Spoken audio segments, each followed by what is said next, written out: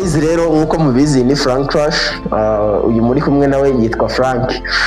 Rero kuri ino story y'uno mugabo uko ndabizi wabonye thumbnail ivuga ku mugabo witwa Prophet Joshua. Ni umugabo mwese muzi ngo uri gutanga amafaranga mu gihugu cy'u Rwanda mwino minsi, murabizi nyine ku bantu nka ba Smobi, aba content creator nyine bafite yashyizeho minimum y'aba followers runaka ugomba kuba ufite kugira ngo aze kubona video yawe. Ukuntu biri, uyu ni umugabo w'umukongomani. Gusobanurira ikintu kiri kubaho, musobanurire n'ukuntu amafaranga yari kuyatanga, cyangwa se niba ushaka no kuyarya umenye ngo wakitwara gute. Wowe icyo usabwa ni ukureba ino video kugeza irangiye, kandi ukareba neza ko wafunguye subscribe, urakora share na comment kuri ino video nigira ikintu igufasha ukabona n'undi muntu yagira icyo ifasha.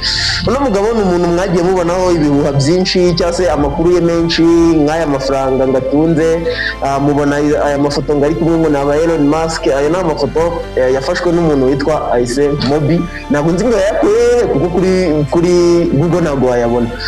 Urabizi ano ni amafoto yiwe ngari kumwe na Elon Musk, ni umuntu uvugwa kuba afite amafaranga. Rero ngiye kugusobanurira ibintu byinshi bimuranga cyangwa se n'ahantu amafaranga ye atanga ayavana. Mbere na mbere, uyu ni umugabo w'umukongomani uzwiho kuba ari businessman, acuruza amabuye y'agaciro, agenda nyine yambuka hirya no hino za Dubai, za Canada, ahantu nk'aho ngaho. Bishatse kuvuga ngo uyu mugabo afite amafaranga, yego afite amafaranga, ku kantu ko kuba afite amafaranga arayafite, ntabwo ari ibihuha, ahubwo ikintu gitangaje ni ayo mafaranga ayakurahe. Uyu ni umugabo bivuga ko yagiye muri Illuminati ku myaka ya 18, akaba ari umuntu ufite umwanya umeze neza. Bishatse kuvuga ngo amafaranga ari gutanga nayo kugira ngo mumuzamure yimenyekanishe nka ba Elon Musk, murabazi ni abantu bafite amafaranga.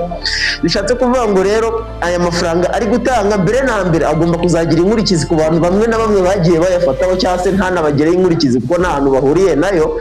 Abantu mwese rero mugenda musabiriza amafaranga, umuntu nemeye ni kakajwi, dore ngiyi message ya kakajwi yamubwiye ko amafaranga ye ntayashaka. Ase koko kakajwi nta biceri byashaka? Munsubize muri comment. Impamvu rero uno mugabo ubona ari kugenda atanga amafaranga, urabona nk'iyi na account ye yari ifite aba followers 62, kandi bura ni ibintu bibi cyane, kirazira kumenye kuba ufite amafaranga numenyekane nk'umukire, ni ikibazo gikomeye. Bivuze ngo ibi bintu ari kubikora kugira ngo tumumenye nk'umukire, nawe yigaragaze nka ba Elon Musk, nyine tumenye ko afite amafaranga. Ikibazo ni amafaranga afite ingaruka nyinshi. Ingaruka y'amafaranga afite rero nzazibabwira muri part 2 y'ino video, ko nakoze gutya kugira ngo itaza kuba ndende ikaza kubarambira. Gusa uno mugabo ari gutanga amafaranga yanyaye, niba nawe ubishaka jyaho, afite amafaranga menshi. Gusa ikibazo nayikuzimu kazi, wenda mwikorera ubushakashatsi muri buze kumbwira, nta muntu ufite imyaka nk'iriya waba ufite amafaranga nk'aya afite, ko murabona ba Elon Musk barashaje. Ino video niba ari buze kuyireba amenye ko njye namwitumye, kandi ndaje mukuru wanjye nawe agiye kuba atama indi video, umuntu witwa Kakajwi yayiteguye. Mwene saa moya PM mujye kuri account ya Kakajwi cyangwa se kuri YouTube channel yiwe, araba live. Baraba baza guha umuntu nyina. Ciao, ndabakunda, tubonane mu zindi video bategurira. Uyu ni Frank Rush.